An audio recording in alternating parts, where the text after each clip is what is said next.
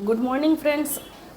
मैं डॉक्टर शैला नाज आज आपको वो 7 मिथ्स पॉइंट्स बताने जा रही हूँ जो कि प्रेगनेंसी को लेकर के कई लोग कपल के दिमाग में गलत फहमियाँ होती हैं कि शायद ये वजह है, उसकी वजह से वो कंसीव नहीं कर पा रहे हैं, या शायद ये गलती कर रहे हैं इसकी वजह से वो कंसीव नहीं कर पा रहे हैं।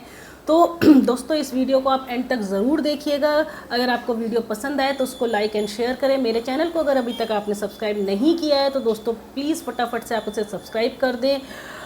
दोस्तों, ऑब्वियस सी बात है, हर कपल शादी के बाद प्रेगनेंसी हमारा सबसे मेन मकसद होता है अपनी फैमिली को आगे बढ़ाना, अपनी जनरेशन को आगे बढ़ाना। बट कभी कभी क्या होता है कि आपके अंदर कोई कमी नहीं है, आपके पार्टनर के अंदर कोई कमी नहीं है, बट फिर भी आप प्रेग्नेंट नहीं हो पा रहे हो।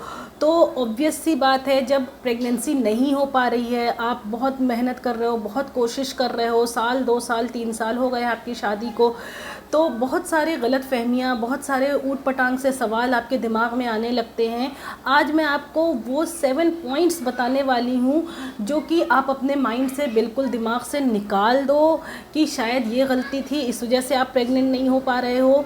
तो उसमें जो सबसे पहला पॉइंट है दोस्तों, वो है कि आप सेक्स के समय या इंटरकोर्स के वक्त आप अगर कॉन्ट्रासेप्टिव चीज़ों का इस्तेमाल कर रहे हो, जैसे कि आप कॉन्डोम का, टैबलेट्स का, या इंजेक्शंस वगैरह का, या किसी कॉपर्टी वगैरह का आपने पहले इस्तेमाल किया है प्रेगनेंसी नहीं होने के लिए, तो आपके दिमाग में ये आता है कि शायद इन सब चीज़ों की वजह से या इनमें से जो भी आपने इस्तेमाल किया है उसकी वजह से आपकी जो फर्टिलिटी रेट है वो कम हो गई है, या उससे जो केमिकल रिलीज़ हुआ या उसका जो हार्मोन्स के इफ़ेक्ट की वजह से आप प्रेग्नेंट नहीं हो पा रहे हो। तो ये एक गलत फहमी है आपके अंदर।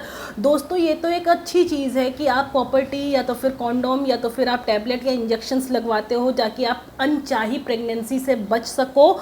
उससे कोई ऐसा केमिकल या हार्मोनल इम्बैलेंस आपके अंदर नहीं होता है जिसकी वजह से आप प्रेग्नेंट नहीं हो पा रहे हो, बल्कि उससे तो आप अनचाही प्रेगनेंसी से बच रहे हो।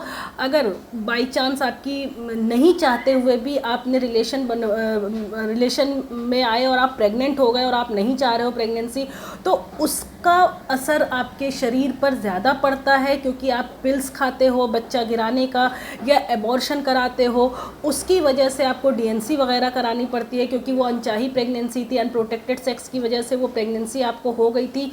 तो वो ज़्यादा खतरनाक है। वो बार बार एबॉर्शन की वजह से आपकी बच्चेदानी, आपकी बॉडी ज़्यादा कमज़ोर हो जाती है, उसकी वजह से आपका जो फर्टिलिटी रेट है वो कम होता है। यूज़ ऑफ हार्मोनल पिल्स या यूज़ ऑफ ओसीपी पिल्स या इंजेक्शंस या कॉन्डोम से आपके फर्टिलिटी रेट पे कोई असर नहीं पड़ता है। दूसरा जो है वो, बल्कि ऐसे कंडीशन में कई बार क्या होता है कि आप दवाई खा लेते हो या कई बार आप डीएनसी करा लेते हो, तो उससे के नतीजे में कई बार आपको भारी नुकसान झेलना पड़ता है कि उसके बाद आप कभी भी प्रेग्नेंट नहीं हो पाते हो। लाइफ टाइम आपकी प्रेगनेंसी ख़त्म हो जाती है, आपका जो फर्टिलिटी रेट है वो ख़त्म हो जाता है। तो लास्ट ऑप्शन सिर्फ आपके पास आईवीएफ बचता है। जो दूसरा चीज़ है वो है टाइम रिलेटेड। दोस्तों, कई कपल का ये सवाल होता है कि हमें कितनी देर के लिए इंटरकोर्स करना चाहिए, कितना टाइम पीरियड हमें रिलेशनशिप में रहना चाहिए, सेक्स करना चाहिए जिसकी वजह से आप कंसीव कर सको। क्या हमें 10 से 15 मिनट तक अपने आप को सेक्स वाला जो फेज़ है वो करना चाहिए, वो एक्ट करना चाहिए। बट टाइम रिलेटेड भी इसका कंसीव करने से कोई लेना देना नहीं है। सिर्फ और सिर्फ आपका जो इंटरकोर्स है वो सिर्फ आप दोनों कपल के ऑर्गेज़म पे डिपेंड करता है। अगर आपको जल्दी ऑर्गेज़म आ रहा है, फीमेल को या मेल को जल्दी ऑर्गेज़म आ रहा है, वो सिर्फ उस पर डिपेंड करता है। टाइम से इसका कोई लेना देना नहीं है। ये सिर्फ एक ऐसा एक्ट है जो कि आप अपने आप को सेटिस्फाई करने के लिए या हैप्पी करने के लिए ऑर्गेज़म का आना ज़रूरी है। कई बार क्या होता है कि आप ऐसा कर सकते हो, ये चूज़ कर सकते हो कि आप फीमेल को पहले ऑर्गेज़म आने दो, उसके बाद आप अपना एक्ट कंप्लीट करो जो मेल पार्टनर है। हाँ, लेकिन अगर दूसरी तरफ अगर आपको प्री मैच्योर इजैकुलेशन, वक्त से पहले इजैकुलेशन हो जा रहा है, तो ये एक वरी का पॉइंट है। उसके लिए आपको दवाइयों की या सेक्सोलॉजिस्ट की या किसी डॉक्टर्स की ज़रूरत पड़ सकती है। बट इसका टाइम से कोई लेना देना नहीं है कि आप कितनी देर तक एक्ट करोगे तो आपको कंसीव होने में आसानी होगी। जो तीसरी चीज़ है वो है पोजीशन ऑफ सेक्स। दोस्तों जो पोजीशन ऑफ सेक्स है वो भी सिर्फ डिपेंड करता है आप दोनों कपल के ऊपर कि आप कौन से पोजीशन में कर रहे हो, ताकि आपका डीप पेनिट्रेशन हो सके और आप दोनों कपल को ऑर्गेज़म आ सके। डीप पेनिट्रेशन की वजह से आपका आसानी से जो स्पर्म होता है वो मोटिलिटी उसकी अच्छी होगी, तो वो आराम से ओवा के पास पहुंच करके फर्टिलाइजेशन वगैरह हो जाएगा। लेकिन उसका पोजीशन से कोई लेना देना नहीं है, डॉक्टर आपको कुछ नहीं इसमें हेल्प कर सकता है। ये सिर्फ आप पे डिपेंड करता है कि आप कौन सा पोजीशन तय कर रहे हो, आप दोनों पार्टनर का पोजीशन जो हैप्पी हो रहे हो, जिसमें आपको ऑर्गेज़म आ रहा है, that is the best position. उसके अलावा आपका इससे कोई लेना देना नहीं है।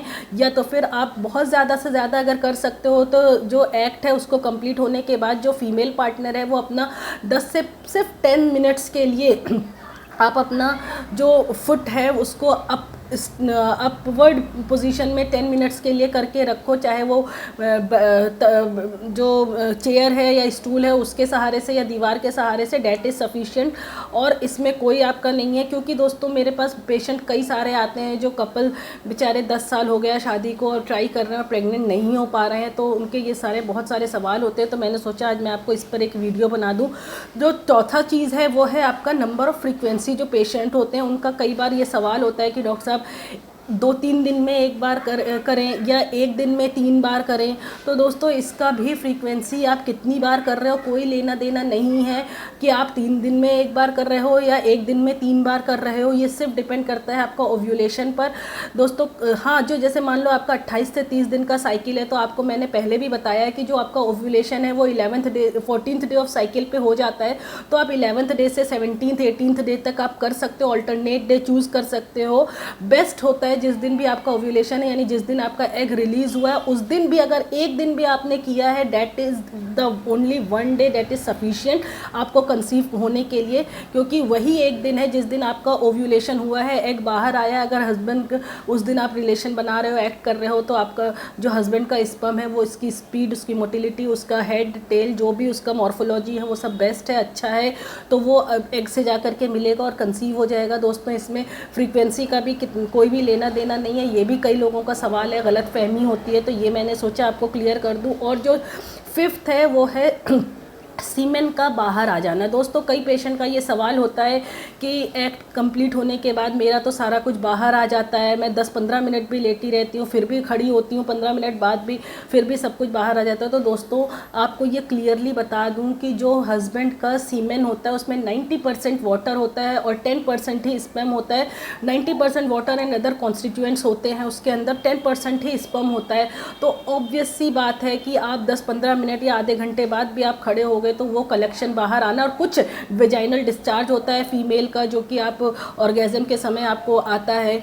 तो दोस्तों जाहिर सी बात है आप 10-15 मिनट या आधे घंटे बाद भी खड़े हो गए, ये भी गलत फहमी है लोगों की कि मैं खड़ी होती हूँ तो शायद इस वजह से सारा कुछ बाहर आ जा रहा है, मैं प्रेगनेंसी नहीं हो पा रही है, कंसीव नहीं कर पा रही हूँ, तो उसका कोई लेना देना नहीं। मैंने आपको पहले भी बताया है कि सिर्फ और सिर्फ 5 से 7 मिनट्स लगते हैं एक अच्छे हेल्दी स्पर्म को आपके ओवा के पास पहुँचने में। That is the only time, 5 to 7 minutes.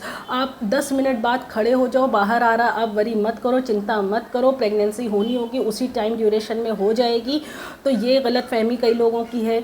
और जो 6th पॉइंट है वो ये है दोस्तों कि सेक्स के बाद यूरिन पास करने जाना है या नहीं जाना है। तो इसको भी मैं आपको क्लियर कर दूं, ये भी बहुत सारे लोगों का सवाल होता है कि मैं यूरिन पास करने जाऊंगी तो सब बाहर आ जाएगा, तो मैं ओवरनाइट लेटी रहती हूँ या 4-6 घंटा लेटी रहती हूँ, यूरिन आता भी है तो उसको रोक लेती हूँ। तो दोस्तों आप ऐसा मत करो, क्योंकि ऑब्वियस सी बात है जब आप एक्ट करते हो तो जो फीमेल का एनल वो वेजाइनल एरिया है और जो यूरिन ब्लैडर यूरिन का रास्ता है वो दोनों आसपास में होते हैं, दोनों छेद। जब आप रिलेशन बनाते हो, सेक्स करते हो, तो ऑब्वियस सी बात है ब्लैडर पे उसका प्रेशर पड़ता है, जिसकी वजह से आपको ऐसा महसूस होता है आपको यूरिन आ रहा और यूरिन आता भी है। तो आप 15 मिनट बाद यूरिन करने जाओ और ताकि आप अलग से अपनी दूसरी तरह की कोई बीमारी वगैरह ना हो जाए, आपको इन्फेक्शन ना हो जाए, क्योंकि आप जब अंदर कलेक्शन रहेगा, यूरिन रोक के रखोगे तो उससे आपके किडनी पे भी जोर पड़ेगा और कई बार यूटीआई वगैरह होने का भी ख़तरा होता है, क्योंकि जाहिर सी बात है जो आपका डिस्चार्ज है, जो हस्बैंड का सीमेन का कलेक्शन वगैरह है, वो सब में कहीं ना कहीं एक्ट के समय आपको इन्फेक्शन पहुँचता है। तो आप अदर दूसरी तरह की आप इन्फेक्शन वगैरह ना हो जाए आपको, तो आपको 15-20 मिनट बाद यूरिन करने जाना ज़रूरी है। ये भी आपकी गलतफहमी होती है कि यूरिन रोक करके रखते हैं ताकि प्रेगनेंसी हो जाए, कंसीव हो जाए। और जो 7th पॉइंट है वो ये कि फीमेल ऑर्गेज़म का आना क्या ज़रूरी है प्रेगनेंसी होने के लिए, कंसीव होने के लिए। दोस्तों, फीमेल ऑर्गेज़म का आना ज़रूरी है, वो बात सही है, ताकि फ़ीमेल भी सेटिस्फाई हो सके एक्ट के दौरान। लेकिन ये प्रेगनेंसी होने के लिए ज़रूरी नहीं है, कंसीव करने के लिए बिल्कुल भी ज़रूरी नहीं है। ये सिर्फ फीमेल के सेटिस्फेक्शन के लिए और ताकि दोनों कपल इंजॉय कर सके इस एक्ट को, सिर्फ उसके लिए ज़रूरी है। ऑर्गेज़म ज़रूरी बिल्कुल भी नहीं है आपके कंसेप्शन के लिए, कंसीव करने के लिए। तो दोस्तों, ये 7 पॉइंट्स थे जो मैं क्लियर करना चाह रही थी, क्योंकि मेरे पास कई पेशेंट्स आते हैं जो बेचारे परेशान हैं, थक गए हैं, तो बहुत सारे उनके दिमाग में गलत फहमियाँ, सवाल चलते रहते हैं। तो दोस्तों, उम्मीद करती हूँ आपको मेरा ये वीडियो देख करके काफ़ी हेल्प मिलेगा कि ये सारे एक जो मिथ्स वाली चीज़ें हैं, गलत फहमियाँ हैं कि प्रेगनेंसी क्यों नहीं हो पा रही है, कंसीव क्यों नहीं कर पा रहे हो, मैंने आपको अच्छी तरह से समझा दिया है। दोस्तों, अगर आपको ये वीडियो पसंद आए तो आप अपने फ्रेंड सर्किल में, अपने मेंबर्स में, फैमिली मेंबर्स में ज़रूर इसको शेयर करो। और अगर आपको ये वीडियो पसंद आई है तो उसको लाइक ज़रूर करिएगा। अगर अभी तक आपने मेरे चैनल को सब्सक्राइब नहीं किया है तो दोस्तों फटाफट से आप उसे सब्सक्राइब कर दो। और अगर आप इंस्टाग्राम या फेसबुक पर हो तो मुझे फॉलो करना ना भूलो। Thank you.